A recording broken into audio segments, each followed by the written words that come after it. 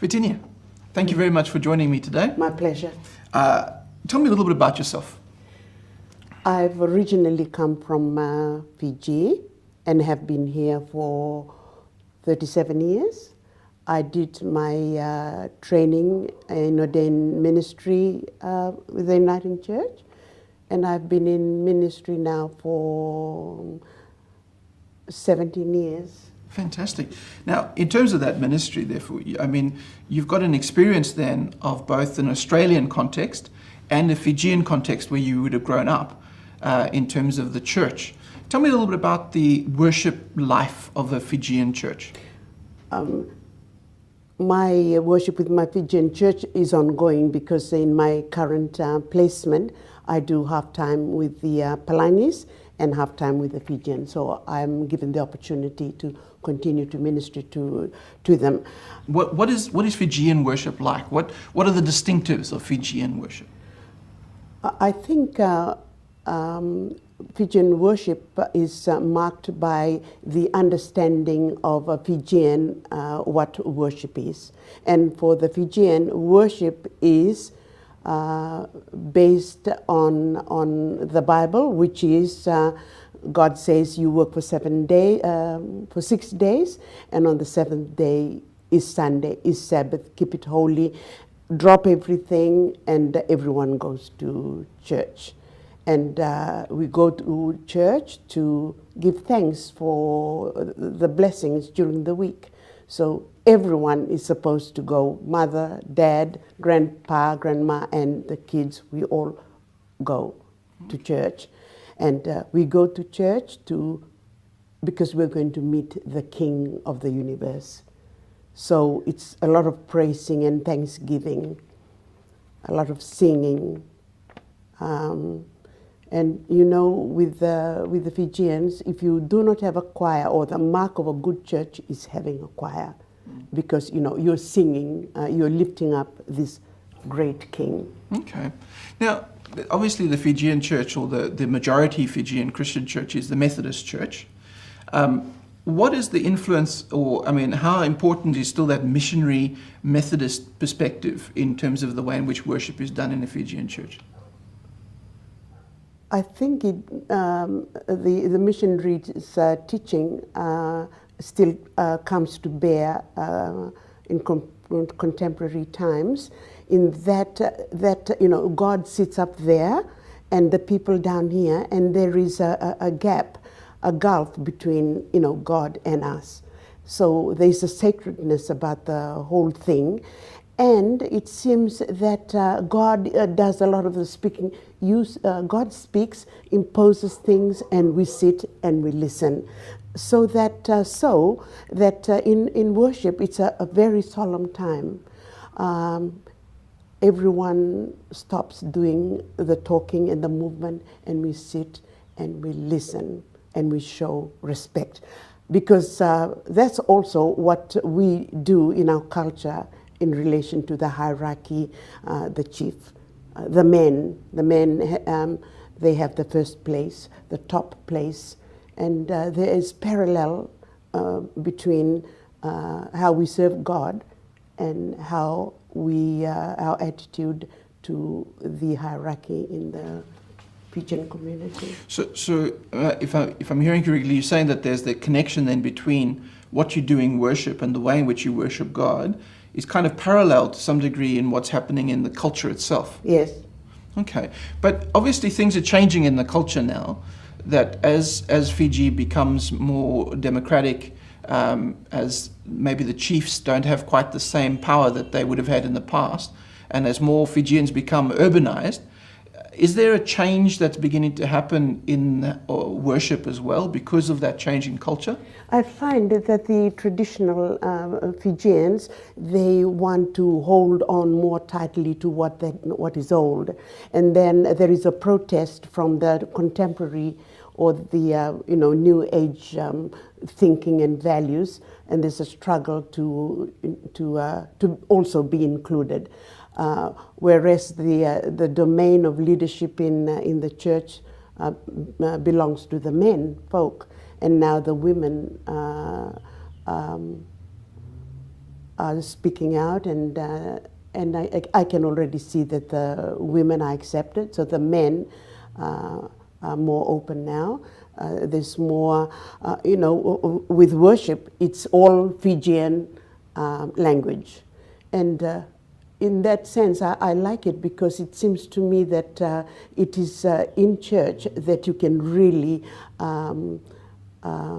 preserve the classical Fijian. So church is a good time to listen to the minister speaking the language for the benefit of the congregation and the old people and the young people also. But then, as I say, women are more participate more these days. And in our church, what is happening, that the old people have realized that the young people are drifting away to Christian City Church, and if we don't change, then we lose our children for tomorrow. So we've put aside the second Sunday and give it entirely up to contemporary worship. They lead the worship, they read the Bible, they pray. We get a preacher in English, or we select from the congregation those that are bilingual. So we're catering, so we are changing.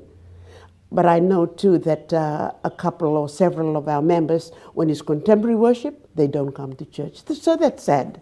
But the change is in the process. Okay, so that change from what you're saying then, the changes are happening in a number of ways. So on one level, it's changing in the music. So instead of using the Fijian Methodist hymn book, you're moving to more contemporary songs. And then also in terms of language, to instead of having a completely Fijian service, to move to one that also would have a majority English as its frame. Yes. With those, what other changes would there be in that's happening within that context? I like too the change where those that lead, those that preach, encourage more interaction.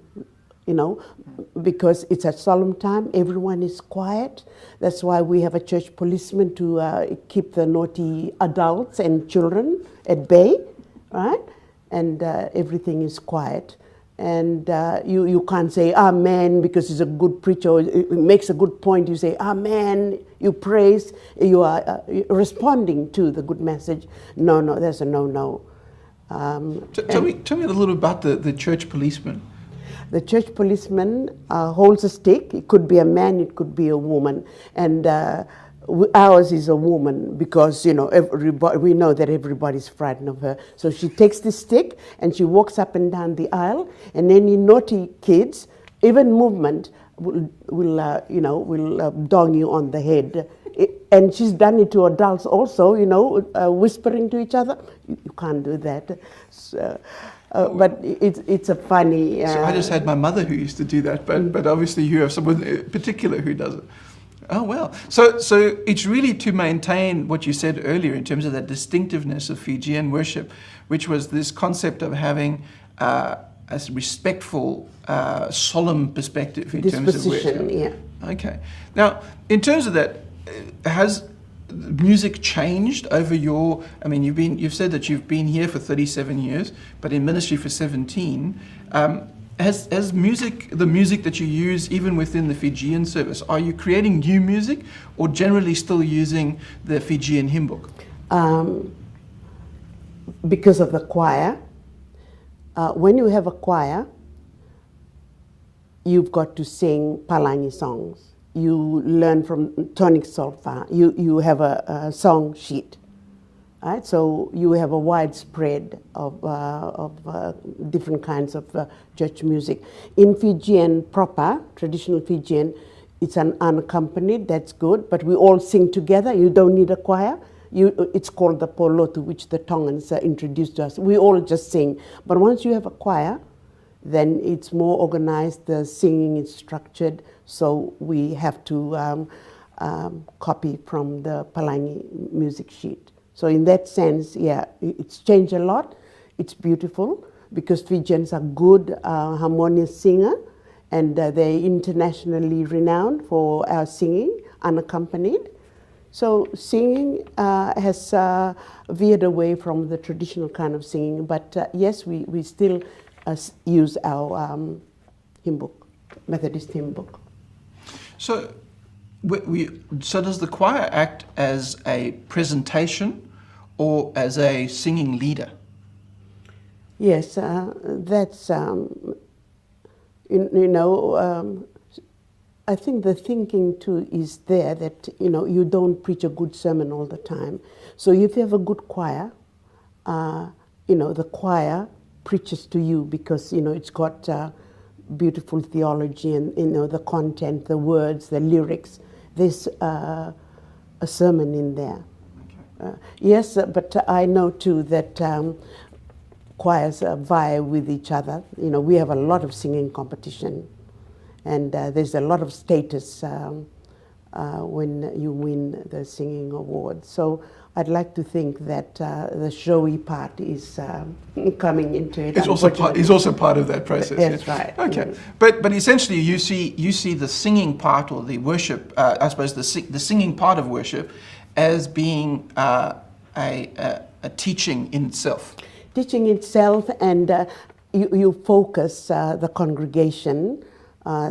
You mark the time, this space, it's God's time. And I think in a way the singing calls the people to focus to heaven, the singing. And I think it mediates, it's a medium to connect with God also. Okay. Now, in terms of that, what you mentioned that men are particularly the ones who are kind of leaders, and now women have become part of that process. And now, of course, with your contemporary service, you've got the youth beginning to take leadership roles within worship. What training generally has there been for leaders or worship leaders within the Fijian context? Very little. And for my part, I haven't done much training, but what I'd normally do after a worship, I'd take aside the group and point out a few weaknesses and encouragement. But when we lead worship, the minister doesn't do it. Minister might do it once a month or one Sunday a month. The cell group, the Bible study group, they organize a leadership of worship every Sunday. They take turns so that all of us, it's a community thing, communal thing, the leading of worship. And the little learnings they get from the minister, from the church, they apply to that. Okay. So in a sense, it's really not a trained position as much as it is an encouraged one. So people aren't really trained to do the worship as much as they encouraged to be part of it, and then it's just through the minister teaching them and guiding them that they learn more about how to do it. I think once you go to college, there is a liturgy, there is an order. With the Fijians, you have the leader, the intro, it is sung, the call to worship. There is a children's story. There is a welcome and an acknowledgement. The Bible reading, the sermon. It's structured, and they know that, and they fill in those. And so essentially, they follow the same template each week. They just fill it with their own content. So would they be using things like responsive prayers, or would most of the prayers be extemporaneous? I mean, just sped by the individual person. Very little responsive prayers. Okay, so generally the people are quite passive in terms very of passive. So they don't respond necessarily. They're actively listening, but not much involved in terms of a normal service. I've tried to translate some of the English prayers into Fijian, especially the great prayer of thanksgiving, the Holy Communion. There's something wrong when you try and translate to the Fijian language. It's rough. It just doesn't sit right. And so I'm discouraged from using, contemporary prayers. Or at least translated prayers. So, but I suppose in some ways, are you saying then that maybe it's better if you almost start with a clean slate and actually write a Fijian prayer which would mirror the great prayer rather than trying to just translate the great prayer? Yes, I'm thinking in that line. Yeah. So in fact, what do you use for resources then for developing worship? Hardly anything. I mean, for myself, I've got the Uniting in Worship. But that's only in English. Yes. So what you're saying is that in terms of Fijian, there's very little resource just available. the hymn book and the Bible and an old commentary or concordance, and that's about all we have. Okay. So we are really chronically lacking in worship resources. Okay, so in fact that would be a real resource for lay preachers and lay worship leaders out there in the Fijian world. Certainly. To actually have some access to good poetry, good Fijian poetry in terms of prayers and things like that. Absolutely. Okay, so that might be a resource that needs to be developed over time. I've heard a lot of Fijians say that it's not worship if you're going to hold a book in front of you and you're reading from it, whether it's prayers, whether it's sermon, with anything. So they look down on anybody who leads worship and is, their eyes down. They like the eye-to-eye contact and the freedom to move around and lead. Yeah. So in some ways they would be happier with extemporaneous prayers than with written prayers anyway. That's part of the cultural space as well. That's right. Okay. Now, in terms of the Bible, there's a number of different versions of the Fijian Bible. There's Hunt's version, which was one of the original versions of the New Testament, and then there's some newer versions as well. Which version is generally used within the Fijian context? The one that we've been introduced to, I think it was printed in 1937. We have tried to introduce newer versions, and they're not popular at all. Then, yes, so we've stuck to that. I did buy a batch of Bible, new ones, and people reject that too. So they stay with the old version. Is that just because they're used to the language of the old ones? I think so. Okay. So really, I suppose if we want to put the Fijian worship into context, we would say things like respectful, solemn, traditional would be words that would be appropriate adjectives for Fijian worship? Yes. Okay. What's the future of Fijian worship? If the men would stop, taking up the space, they speak too long. If they give thanks, if they welcome people, if there's an acknowledgement, they can take half an hour. The announcement can take half an hour, and they really frustrate the worship. So any good prayers, any good preaching is frustrated because people use it, those in leadership, those in power, use it to come down on people. Okay. So in a sense what you say is that what needs to happen is a more focus on worship and a less focus on maybe the power structure would actually change the worship in terms of the Fijian framework. Yes, I think there needs to be a lot more focus. We need to have boundaries. Do you think that over time, though, as well, the contemporary is going to become more than 1 week per month? And in fact, maybe English will become more than 1 week per month? I can't see that happening in our church in the next 5 years. Okay, so it's most probably going to stay more or less the way it is, but hopefully kind of maybe with some more underpinning. I think what needs to be done more is that all worship needs to cater for both contemporary and the traditionalists.